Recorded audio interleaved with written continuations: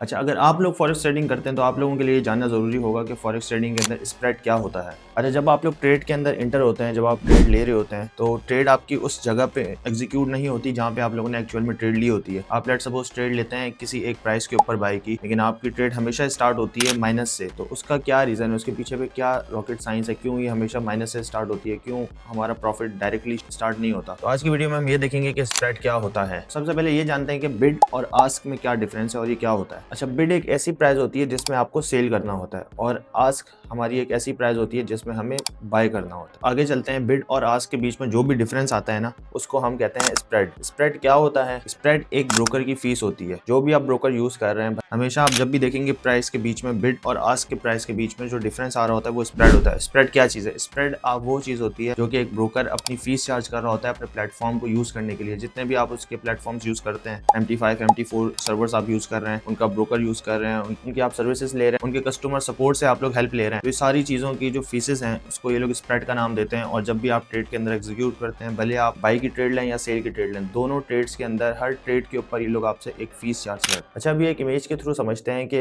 Let suppose हमारे पास ये euro USD का पेयर है। यहाँ पे जो हमारे पास राइट साइड पे है ये काउंटर करेंसी है, लेफ्ट साइड पे जो हमारे पास है ये बेस करेंसी है। आस्क प्राइस को हम बाय कहते हैं और बिड प्राइस को हम सेल कहते हैं। अच्छा, अभी आप देख रहे हैं यहाँ पे यूरो USD का पेयर है हमारे पास। ये दो प्राइजेस लिखी हुई है, एक हमारे पास सेलिंग की प्राइस है, एक बाइंग की। लेट सपोज कि आप अगर बाय करते हैं तो आपको ये वाली प्राइस मिलेगी 1.1005 और अगर आप सेल करते हैं यूरो USD को तो 1.1000 की आपको प्राइस मिलेगी। इन दोनों का जो बीच का डिफरेंस है ये पिप है, इसको हम पिप कहते हैं। और आप देख रहे होंगे बॉटम में हमारे पास है spread is equal to 1.1000 minus 1.1005।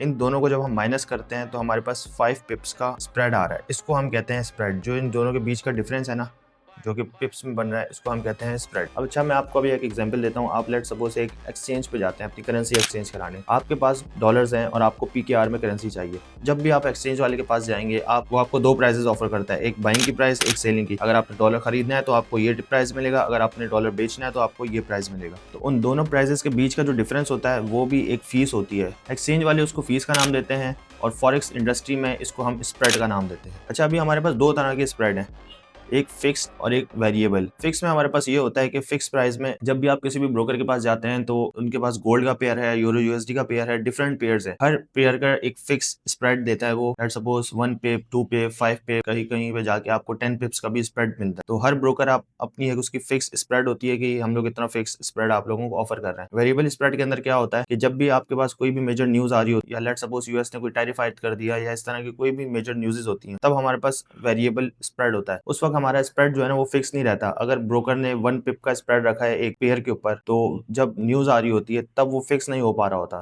तो उसको हम कहते हैं वेरिएबल स्प्रेड। अच्छा, लास्ट हमारे पास एक चीज रह गई है, वो है नॉर्मल स्प्रेड और वाइड स्प्रेड। नॉर्मल स्प्रेड अगर आप देखें, यूरो USD का हमारे पास पेयर है, इन दोनों प्राइसेस को जब हम माइनस करते हैं तो हमारे पास 2 पिप्स का डिफरेंस आ रहा है। तो ये एक नॉर्मल है। हर ब्रोकर पे आपको नॉर्मली मिलता है 1 2 3 5 6 इतने पिप्स का डिफरेंस मिलता है। और कभी कभी हमारे पास जब न्यूज़ेस आ रही होती हैं, कभी भी कोई भी मेजर न्यूज़ होती है, कहीं पे वॉर एक्टिव हो गई है, तो इन सारे मामलात को देखकर हमारे पास वाइड स्प्रेड मिलता है हमें। अपने मैंने लास्ट थोड़ी देर पहले आपको बताया कि हमारे पास वेरिएबल स्प्रेड होता है, तो वाइड स्प्रेड ही कहलाता है। उसके अंदर हमारे पास देखें यहाँ पे 20 पिप्स का डिफरेंस आ रहा है। तो ये होता है कि कभी कभी न्यूज़ेस आ जाती है हमारे पास अचानक, या कोई भी NFP की न्यूज़ है हमारे पास फॉरेक्स के अंदर, FOMC की है, इस तरह की काफ़ी सारी न्यूज़ेस आ जाती है हमारे पास। तो उसको लेके हमारा जो ब्रोकर है वो हम पे ज़्यादा से ज़्यादा स्प्रेड लगाता है। उम्मीद करता हूँ कि आप लोगों को आज की वीडियो पसंद आई होगी। आप लोगों का डाउट अभी भी अगर कोई रह गया कमेंट कर सकते हैं, मैं इंशाल्लाह पूरी कोशिश करूंगा आप लोगों को इसका जवाब देने के लिए। बाकी मिलते हैं इंशाल्लाह नेक्स्ट वीडियो में।